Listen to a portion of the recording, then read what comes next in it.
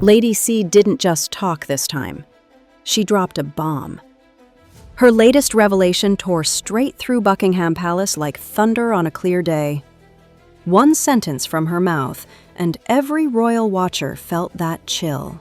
The kind that says, something's wrong here. Very wrong. Because according to Lady C, the story we've been spoon-fed about Archie isn't the story at all. There's another version, hidden, whispered, protected like a state secret, and Meghan Markle would rather lose everything than let it surface. She says Archie isn't in Montecito's golden light or running around that endless Californian lawn. No, Lady C swears he's in Britain. And here's the shocker. He's living there with his mom, not Meghan. From that moment on, Meghan's perfect smile, that media-trained calm, began to show tiny fractures. With either Archie or Lily, and it needs to happen. They need to prove that those children, Meghan and Harry, are not entitled to privacy in this matter. And their privacy is trumped by our right to know that no bastard is going to sit on the throne of this country. All Harry and Meghan need to do is prove to us that she... You could see it in every photo, every public word. Because if even a fraction of this claim is true, then the last 5 years of royal headlines are nothing but smoke and mirrors. Where is Archie, really? Why does this single topic make Meghan panic whenever it's mentioned? Some stories vanish quickly, swallowed by the next scandal. But this one? It refuses to die. Every time someone tries to bury it, it claws its way back up, louder, sharper, more dangerous. Quiet insiders whisper that away from cameras and perfectly lit podcasts, Archie might not be living in America at all. He's in the UK, they say, in a small, normal house, with a woman described not as a nanny, not as a caretaker, but as his mother. This isn't about proving anything. It's about walking into the silence around those words and listening to what echoes back. Because the moment you check the timeline, the cracks appear everywhere. Harry and Meghan married on May 19, 2018. Archie's birth was announced May 6, 2019, which means his conception, simple math, lands around August 2018, just 3 months after that royal wedding. Normally, that's routine arithmetic, but not here, because August 2018 wasn't just any time. It was the golden period, the honeymoon phase when Meghan allegedly had Harry wrapped around her little finger. Anyone who saw them remembers they were inseparable, attached at the hip.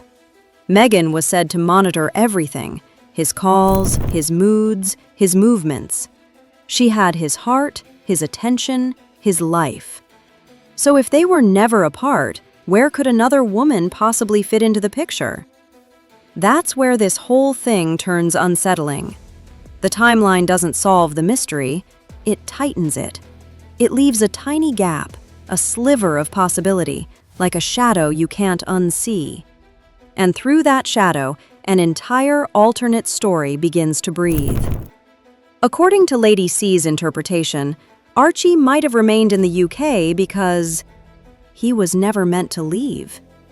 Imagine that. The child we all saw smiling in photos from California, maybe that wasn't the real child at all. In this version of the tale, the baby the world knows as Archie Harrison Mountbatten Windsor was born and raised in Britain. Not by Meghan, but by a woman who never boarded a plane to Los Angeles. And Harry? His repeated trips back home weren't just for charity events or court appearances. They were visits to see his son. When you start looking through that lens, everything suddenly lines up. Harry's restlessness, his quiet tension in interviews, that unspoken sadness whenever the UK is mentioned, the strange short trips, In, out, unseen. The milestones that never made sense, the family moments that felt too curated. It's as if Harry is living a double life, one for the cameras, one for the heart. For Meghan, this alleged arrangement is the ultimate humiliation. Another woman raising her royal child? Impossible. But what if, instead of walking away, she turned the pain into power? That's where the gossip world leans in closer, because here's where it starts to feel very Meghan. Picture it. Meghan discovers the betrayal, whether emotional, physical, or something more complicated. The shock nearly crushes her, but she doesn't cry publicly. She recalculates. She stays. Why? Because walking away means losing the crown, the global fascination, the title that keeps her relevant. Staying means control. If Harry truly fathered another woman's child, Meghan's choice to remain isn't forgiveness, it's strategy. By staying, she keeps the brand alive and gains something priceless: leverage. The quiet kind that whispers, "I know what you did." The kind that makes a man obey without argument. From then on, the marriage shifts. Not love, not partnership, a negotiation written in silence. She'll raise the child in name, but he'll answer to her forever. The balance of power flips, and Harry, trapped between guilt and obligation, becomes a man living two realities. But there's another theory, one that doesn't involve betrayal at all. According to other whispers, there was no affair, no secret lover. Instead, the story starts with a decision made in an office, not a bedroom. A surrogate, a carefully planned pregnancy. Everything was meant to be perfect, controlled, clinical. But then, something unexpected happened. The surrogate, allegedly based in the UK, changed her mind. She kept the child. Suddenly, no one's a villain. There's no cheating scandal, just heartbreak and confusion. The baby stays in Britain. The palace keeps quiet. Meghan and Harry move forward, separately united by a secret neither can afford to expose. If that's true, Meghan's detachment makes chilling sense. A child she never carried, never bonded with, wouldn't hold emotional meaning for her. He becomes a symbol, not a son. Something to manage, not love. Harry, on the other hand, sees his flesh and blood, a small boy across an ocean, a reminder of the life he can't fully claim. Each trip to London becomes another argument, another bargaining chip. She lets him go, but under her rules. She dictates the visits, the timing, even the narrative. Whether it's the affair version or the surrogate version, the outcome remains the same.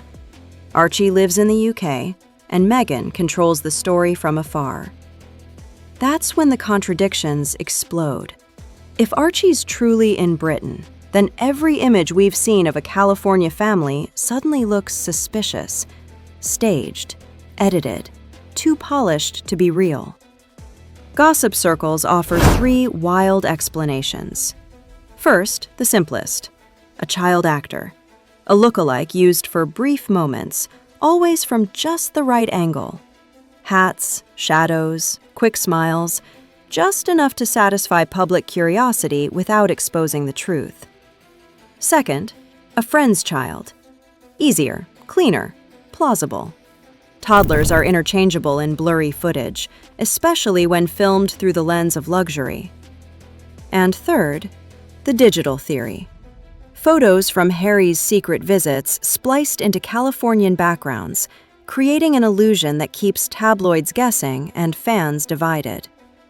Whichever version you believe, one question refuses to disappear. Why maintain a lie if silence would be safer? Why risk discovery just to uphold a perfect picture? Maybe because the image is the empire. Without it, everything collapses. The deals, the appearances, the titles.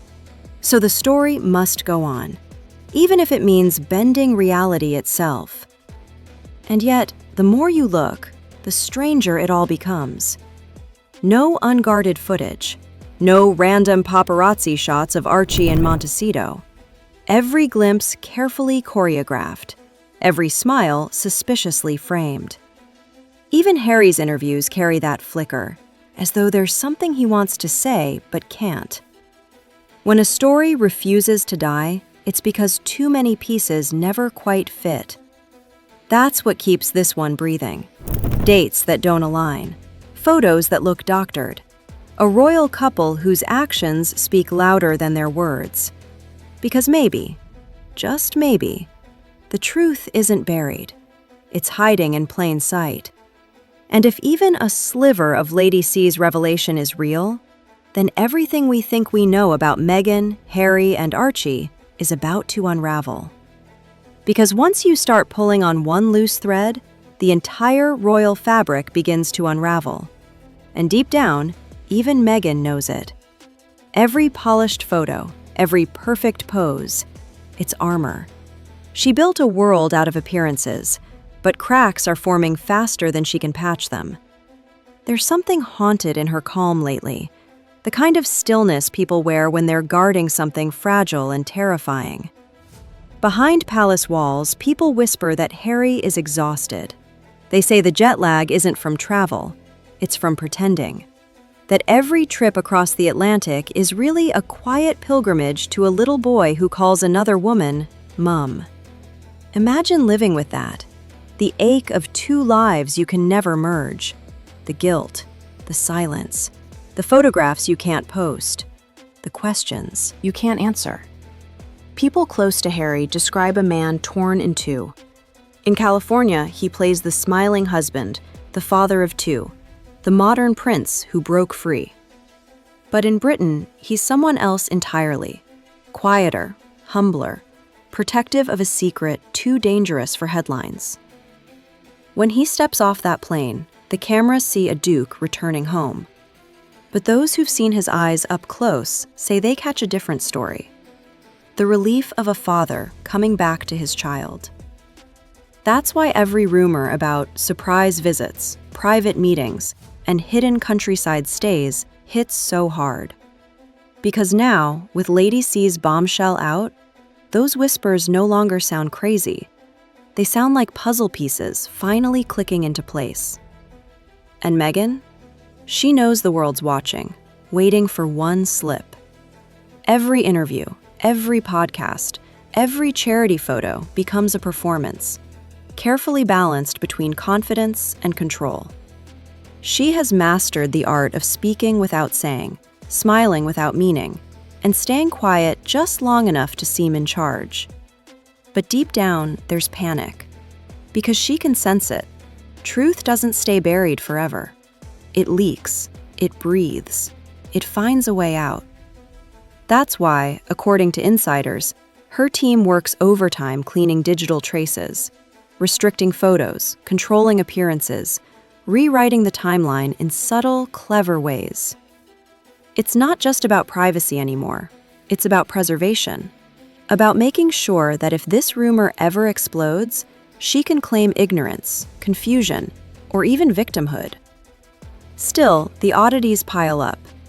Why has there never been a single natural candid of Archie in California? Why does every family photo feel like a studio production? Why are his birthdays celebrated online but never seen in real life? Even people who used to defend Meghan now admit, the story doesn't add up. And that's when the image of Archie in Britain starts to feel heartbreakingly real. Picture it, a quiet English town, clouds hanging low, a red-haired boy running through a garden, laughter echoing off stone walls. He doesn't know the weight of his name, the storm outside his small world. To him, love is simple. His mother, the woman who raised him, hums while she makes tea. His father visits with gentle eyes and stories he can never tell out loud. Across the ocean, Meghan steps into another red carpet event, every flash of the camera lighting up the image she built. Strong, independent, unbothered. But the truth follows her like a shadow, because power built on secrets eventually turns on the person holding them. Harry's torn loyalty is the last thread keeping their image together. Each time he boards that flight to London, she knows exactly where he's going. Each time he returns, quieter than before, she knows what he's seen. And the fear grows. Not that the world will hate her, but that the world will pity her. For Meghan, pity is worse than scandal.